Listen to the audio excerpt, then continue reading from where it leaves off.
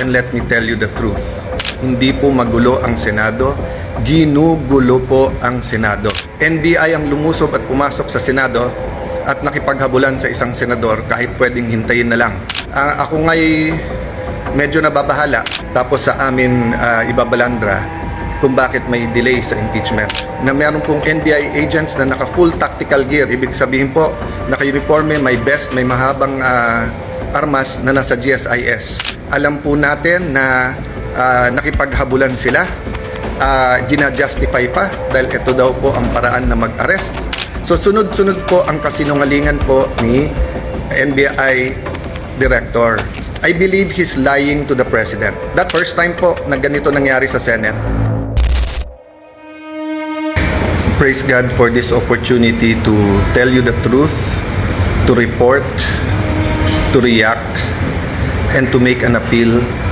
First, sa mahal nating Panginoon, and second, sa ating mga kababayan. First po, ang aking pong appeal sa lahat is we start focusing on the truth and the whole truth. Half truth, hindi pa rin po truth yon. So let me narrate the facts to you and let me tell you the truth. Magandang hapon po sa inyong lahat. First truth, hindi po magulo ang Senado. Ulitin ko po, hindi po magulo ang Senado, ginugulo po ang Senado. Iba po yung magulo, iba po yung ginugulo. So it has been confirmed, mismo pong yung Sergeant at Arms na inappoint ni Senator Soto, former Senate President, at mismong ang NBI Director ang nag-confirm na nung Lunes ay pinayagan yung NBI sa loob ng Senado para po arestuhin si Senator Bato. Makikita nyo ang intensyon din po ay wag po siyang pabotohin. Yung po ang intensyon. Kung ang intensyon lang po ay arestuhin siya, pwedeng mahinahon na umakyat sa session hall, magpaalam at saka iserve ang warrant. So fact number 1, katotohanan number 1, nakakalat yung mga NBI sa Senado nung Monday para pigilan si Senator Bato na bumoto. Fact number 2, masasabi ko na pong facto ngayon kasi po nagawa na namin. Fact number 2, hindi totoo po ang propaganda ng dating majority, ngayon na minority. Yung propaganda po ng mga Dean of the Law Students, Law Schools, and I'm asking these deans to issue an apology. Naniwala po sila sa propaganda. Let me correct myself, Naniwala sila sa propaganda. Yung propaganda is that the new majority is here to stop the impeachment. We received the impeachment sa gitna ng kaguluhan Wednesday night.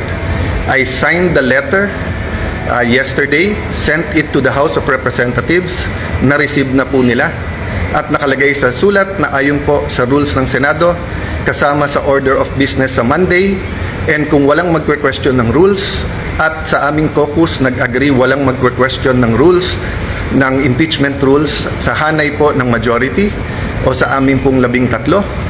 Therefore, we can already convene as an impeachment court on Monday. So lahat po ng kinakalat nila na ito po'y lahat na nagaganap para protektahan lang po ang isang tao ay hindi katotohanan. Hindi po kami magko-convict dahil lang po sa politika, hindi rin po kami mag-aakwit dahil sa politika. Impartial impeachment trial ang nasa konstitusyon, yun po ang balak naming gawin. So truth number 1, NBI ang lumusob at pumasok sa Senado at nakipaghabulan sa isang senador kahit pwedeng hintayin na lang sa session hall or sa office of the Senate President. Fact number 2, ginugulo nila kasi nasira yung kanilang narrative. So fact number 2, pwede nang mag-umpisa sa Monday ang impeachment trial. Ako nga'y medyo nababahala kasi baka gamitin yung issue na to para maraming magsalita sa Monday tapos sa amin ibabalandra kung bakit may delay sa impeachment. Fact number 3, Kinausap, inimbita ko sa opisina ko, sabi ko pwede pa siya magsama, pero pinili niyang mag-isang pumunta sa office. We had a number of senators there, and sinabi po ni NBI Director, he will follow the Senate and he will not arrest sa loob ng Senado. We told him to submit the warrant para makita namin. Sabi niya nung Lunes, Tuesday niya isasubmit kasama ang sulat. Pinayagan namin iuwi niya yung 10 operatiba niya, agents niya, with the condition na ibibigay niya yung spot report. Hanggang kahapon po, hindi binibigay. Ang alam ko hanggang today, hindi binibigay. Pangatlo po, sabi niya, hindi siya kikilos, hindi niya pakikilusin ng NBI nang walang coordination sa amin. Wednesday morning pa lang po, may reports na po kami na naglalabas-pasok po ang mga NBI agents. Naka-alert na po kami ng Wednesday. Pagdating po ng hapon ng Wednesday, paulit-ulit sinasabi po sa akin na meron pong NBI agents na naka-full tactical gear. Ibig sabihin po, naka-uniforme, may vest, may mahabang armas na nasa GSIS. Nagbigay ng contact person si NBI Director Matibag. Tinawagan namin yon at sinabi niya, pinapaabot ni Director, walang NBI sa Senate, walang NBI sa GSIS. Nung hapon, umakyat sa akin si General Mao at nagsabi po sa akin na may nangyayari sa mga pinto at yung GSIS ay nagsasara ng mga pinto at nagsasabing kahit senador po ang dadaan doon ay kailangan inspeksyonin. Sabi ko kay General Mao, paki-anyaya sa head ng GSIS, administrator yung nagamit niya noon, I think he meant GM. Sabi ko, I'm willing to talk to him very calmly, please call him. The next thing I knew, meron na daw mga armado doon. I asked them to call NBI ulit. Sinabi na naman nila na wala. Samantalang kitang-kita na ng mga nakasuot ng NBI. The next thing we knew, may mga putukan na at akala po namin yan ay mga fireworks. Nagpuputukan na pala po sa baba. Still, they were denying that NBI yon. Kahit na yung mismong winarningan nila ay nagsabing NBI sila. So please look at the context. Alam natin under siege nung Monday or nasa loob ng Senado ang mga NBI. Alam po natin na nakipaghabulan sila. Gina-justify pa dahil ito daw po ang paraan na mag-arrest. Pagkatapos pinangako sa amin na wala daw pong NBI sa paligiran. Nandun na po Marines, nandun po PNP, libo po ang PNP sa labas, naging very transparent kami. Nakiusap kami na walang baril sa loob ng Senado. Tignan nyo po lahat ng video. So nung nangyari na po yun at hindi na po namin alam kung sino kakausapin dahil nagkaipitan na sa loob ng kwarto ang bawat isa, ginamit natin Facebook. Ang sumagot po ay si Secretary ng Interior na si John Vic Remulla. Dumating siya, sabi niya, please allow the police inside. Nag-usap kami, sinabi niya, secure kagad, I'll be there in 10 minutes, secure the CCTV.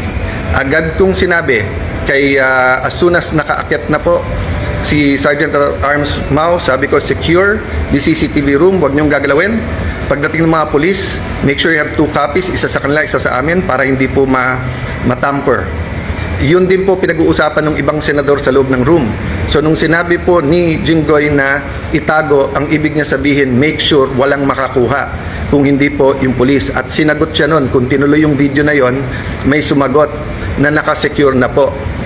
As soon as Secretary Remulla came, the first thing he did was kamustahin kung okay kami, kung secured yung mga senador. Then tinanong yung CCTV and then nagpaalam kung pwede i-sweep floor by floor at pumasok yung iba pang pulis. Technically, I could have said it was under Senate jurisdiction. But he gave me his word and he followed his word that this will be a investigation that is independent. So dalawa po, joint investigation to. Lahat po ng CCTV agad binigay. Pangalawa po, lahat ng crime scene hindi po namin tinago. In fact, sa GSIS hindi kami makapasok, pulis lang. Kaya bago umuwi si Secretary Remulla at si Chief PNP Nartates, hiningi ko na makapasok din po. Kasi nung una, inilalabas ang narrative ng iba na wala daw putok from the other side. Nung una, isa pa lang ang nakitang putok. o bala na tumagos galing sa kabilang side. Pero nung pinayagan kami sa loob at nung pagkatapos po na inusisa ng mabuti ng PNP, nakita po na may at least 5. So what am I saying here? This is the results of the independent investigation so far. The President, and I thank him for calling, checking how we are, and assuring us that he told everyone to stand down, the military, the PNP, and the NBI. But I told him, sir, the NBI has been lying to us. Sabi niya, hindi, susunod sa kanya yung NBI. Sabi ko, sir, with all due respect, nandito naman si Sec. John Vic, siya na mag-report sa'yo. So, dun sa mga nagsasabing this is stage or whatever, di ba, we allowed every single transparency measure. We allowed the investigation. In fact, pag-akyat namin ng 5th floor, kahit wala sa usapan, sabi po ni Secretary Remulla, ibaba ang mga armas ng OSAA.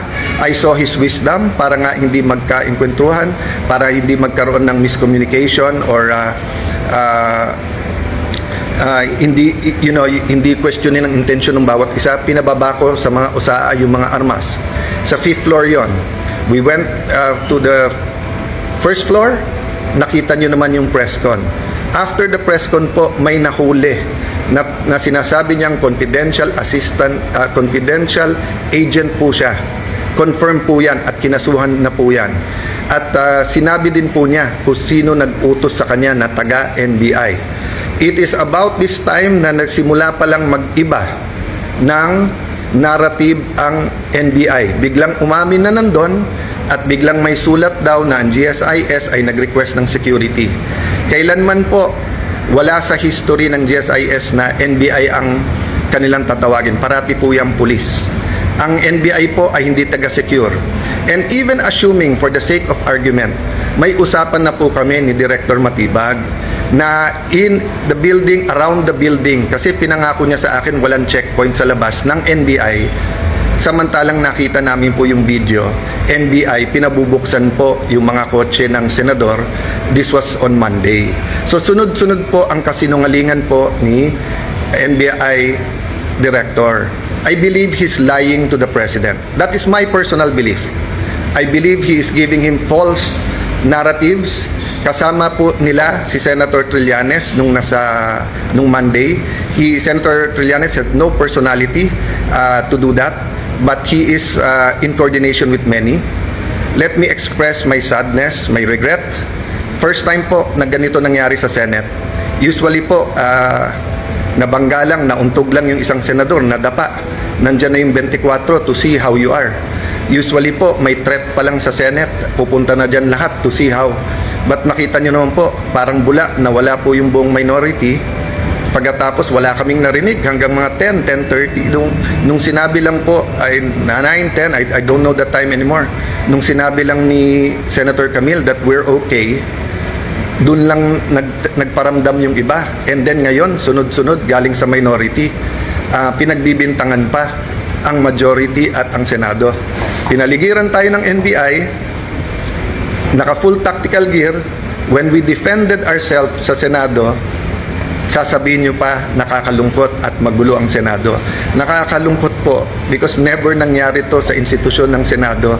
Even po yung mga kapatid natin sa kaliwa, sa progressive group, nandyan po ako nung Batasan 5. Hindi natin pinayagan na arestuhin kayo dyan sa loob. Kasama ko pa ho si Senator Lacson noon na binisita kayo. Binigay namin ang moral support. So alam nyo po anong ibig sabihin po ng courtesy ng wag mag-aaresto sa Batasang Pambansa or dito po sa Senado. Having said that po, there are different issues na sinagot ko na sa inyo. But I'm going live today because I heard the Ombudsman will do an independent investigation. That is good news. But I also heard that he issued a suspension against General Mao. Assuming for the sake of argument that it is a valid suspension, and the reason is preventive suspension para hindi magulo yung investigation. Number one, there is a duty to inform us so that we can replace, so that we can make sure na safe ang Senado. Remember, the impeachment is going to start on Monday. So how can we secure and make sure matuloy at hindi na naman kami guluhin tapos kami na naman ang pagbibintangan?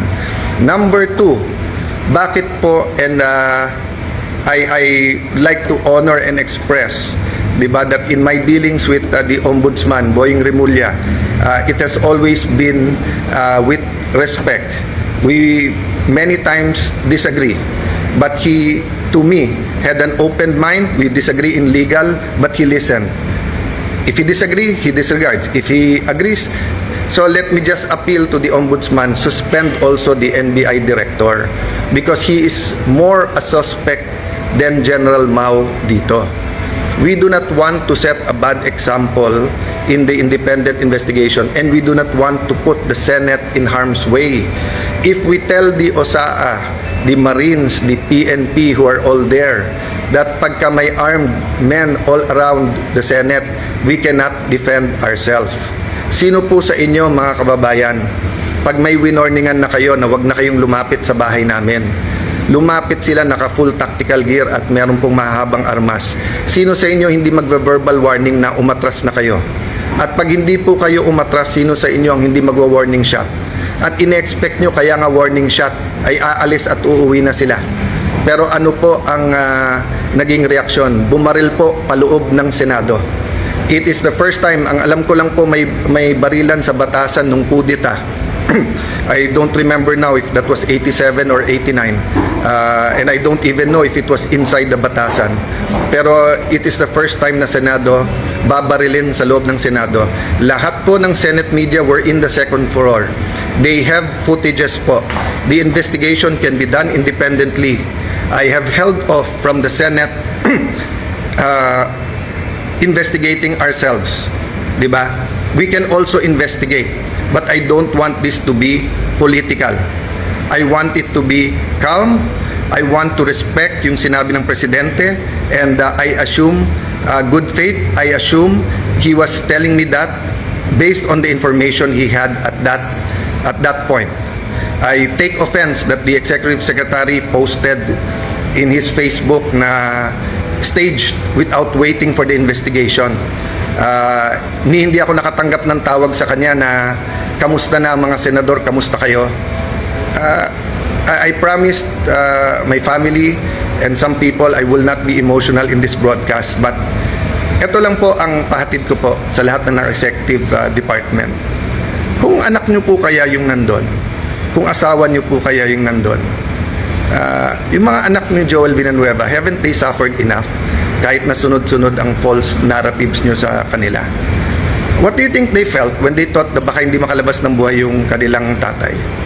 Si Camille, bata pa, kakapanganak lang, di ba? Few months ago. Nandun po, naipit sa loob, hindi malaman kung anong gagawin. My sister, she's healthy, she's beautiful, but she's not a teenager. If she had a heart attack, anong gagawin nyo? Yung staff ko na legal, hindi political yung mga yon. Di marunong sa politika. They just joined me this term. Traumatized silang lahat. Sabihin nyo may mali na mag-warning shot. Sige na po, may mali. So ang sagot po ng NBI, kung may mali ang Senado, barilin ang mga Senado. Kayo po sa minority, mas importante sa inyo ang 2028, mas importante sa inyo ang Senate presidency, kaso sa buhay ng mga kasamahan nyo. O sige, tanggapin ko na yun. Tanggapin ko na kung meron utak pulbura, meron din utak politiko, but you're willing to see the Senate that way, and you're willing to join the narrative, to flip the narrative, to say that since I got there, magulo ang Senate. Why? Kailan naging crime ang magpalit ng Senate President? Sino ba nagpapasok ng NBI kaya nagkagulo nung Monday? Hindi ba si Senator Soto? O, sino ba nagpadala ng NBI nung Wednesday kaya nagkagulo? Hindi ba si Director Matibag? Sino nag-utos sa kanya? I believe the President told him to stand down. But anyone below the President could have said, no, ako sundin mo, tumuloy kayo doon. He could have called me and told me na huwag kayong maalarma, nandyan. When my sister called, ano sinabi niya? When Senator Loren, he kept on denying. Nung sinabi ng sister ko from the back, kasi hindi na namin malaman nangyayari, do your job. Pinagsisigawan yung sister ko na wag mo akong sigawan. Yan po ang response ng ating NBI director nung akala niya, nung nalaman niya na under attack ang Senado. Hindi niya sinabing, ma'am, susugod, ma'am, titignan na, ma'am, pupulautin, ma'am, tatawagin namin ng DND, ma'am, tatawagin namin. Hindi. Ang sinabi niya, huwag kayong sisigawan. So mga kababayan, Kung tumawag kayo ng 911 at sinabi yung nilulusob ng mga bahay nyo, may mga armado na puputukan, at ang sabihin ng taga 911 sa inyo, huwag nyo ako sigawan, ano po mararamdaman nyo? So, I have held back emotions. I have tried to answer as much as I can. I have a narration of facts. I have the videos. I could have made accusations yesterday sa harap ng media. They know what really happened. But I didn't. Why? Because our country is in several crises right now. The crisis brought by the oil shock. So I want the 5 or 7 bills that can help us. Tinawagan pa ho ako ng DepDev, yung dating NEDA na sekretary, kasi biglang kinancel ang LEDAC sa Tuesday at sabi ko, willing ba akong ituloy? Ito, willing po, dahil napaka-importante to. At sabi niya may i-discuss na new taxes na importante. Sabi ko, willing to listen. O yung pala, sinasabi ng mga kasama namin, kinakausap at tinatawagan at yung iba'y tinatakot dahil kailangan daw magpalit ng Senate President sa Monday. Politika na po yun, isang tabi natin yun. Let's go back to the main issue. The integrity of the Senate. The President used to be a senator. He understands this. That's why he went on national TV. I believe that's why he called. Because he wants to make sure we know in the Senate that he will not allow that. Pasensya na po sa mga kaibigan, mga kakampi sa DDS. I take that po, yung sinabi ng Presidente, I assume good faith. I assume that when I am told as Senate President and what the President speaks, he is speaking truth. Ang problema is he being told the truth. Is Matibag and others under him telling him the truth, or do they have their own agenda for 2028 and they have their own agenda for the Senate presidency? Lastly, I may leave anytime. They can remove me. I can even be gone as senator. I mean, I've reached the pinnacle, I think, of my career. No, from councilor to vice mayor, congressman, speaker of the house, secretary of foreign affairs, and now Senate president. Ano pang hihingin ko sa mundong ito? Ano pang ipagdadasal ko sa Panginoon? Siguro po, dito sa local, kasi mahal ko po ang aming bayan ng Taguig at Pateros, 'di ba? But in so far as national, wala na po akong hanapin. Tahimik po buhay ko. Tahimik po buhay ng ate ko. We're minding our own business. But when 12 senators came to me and said, we have to make sure that everything is done by the Constitution. Simple ang sinabi ko, will we have a fair and independent impeachment process? They said yes. Are we all willing to sacrifice? Yes. Are we going to be confrontational every move? Hindi. Pero bakit po ganito ang inaabot namin? So again po, hindi po kami magulo. Ginugulo po kami. So again, Honorable Ombudsman, please consider, remember po, in an investigation, it's not only the result, it's the process. So there will be no independent investigation while the NBI officials hindi lang po yung director, yung pong head ng transnational crimes, kasi yung po ang tinuturo ng kanilang confidential agent. Hanggang hindi po sila sinususpend, tapos ang sinususpend po ng sa Senate. So mga kababayan, asahan niyo po sa Lunes, ang focus, ang attention, bagaman napaka-emotional tong mga nangyayari at bagaman existence na ng integrity na ng Senate to, alang-alang po sa ating mahal na bayan, alang-alang sa konstitusyon, we will focus na makonvene yung court. Kung may gugulo po niyan, hindi po kami. By the way po, pag convene namin as a court, pag-issue po ng summons, hindi pa ho magsa-start ang trial kasi sasagot pa ho ang Honorable Vice President. So wala pong dahilan na magmadali silang magpalit sa Monday, even if they will recycle another narrative to say that this is for the impeachment. I ask our young people now, yes, there are dati kasi pagka nag-issue ng statement lahat ng deans, ako mismo bilang idealistic na law student, kahit tatay ko mismo na idol ko nagsabi bilang batas, naswisway din po ako. Pero tignan niyo po yung katotohanan versus po sa propaganda. Sabi ng mga deans, ang palitan daw ay para makontrol po ang impeachment at para po ma-dismiss. I'm paraphrasing, di ba?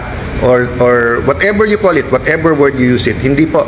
In fact, mas mabilis pa ho kaming kumilos. Kasi pwede pong Thursday na namin check-in lahat ng annexes, etc. Kasi nagkagulo sa Senate ng Wednesday night. But hindi po. I think the very professional Senate Secretariat, despite yung buong gulo, tuloy-tuloy po. Tuloy-tuloy po yon. So, again po, you want an independent investigation, go ahead po. Pero delikado po kung ano magiging katotohanan because ang katotohanan po, ang Senado ang ginugulo. We will keep you updated. Again, we have all the facts. Sa mga matitinik na reporters na may mga tanong na pointed, I'm talking about outside the Senate kasi inside the Senate nakapagtanong naman sila. We're ready to answer all of the questions. We just wanted everyone, to not have a national trauma about a news that inaatake ang Senado ng NBI. But now that it's out, that it is the NBI, prove to us that that was a rogue decision. Prove to us po na misfire po yun at hindi po yun ang talagang tangka, di ba? Again, I will give everyone the benefit of the doubt. Pero dun po sa mga nagsasabing drama, etc., ito lang po sasabihin ko sa inyo. I hope your family is never put in that position. Because I was there and I wanted to go out and I wanted to face them, di ba? And I saw the reaction of everyone and I watching the video, sobrang tapang po. Hats off. I really respect po yung Senate media. Hindi kayo nagtago, hindi kayo umuwi. You ran towards danger so that people will know the truth. Kaya yung pakiusap ko, lahat ng naglalabas ng video, nakitang-kita yung katotohanan, kaya nasisira mga gawa-gawang narrative. Continue to do that. So may we ask God for one thing, the truth to come out. The truth to come out. Based on the truth, let's move forward. Let's build our nation. Let's not destroy our nation. Let's build our nation. God bless you all.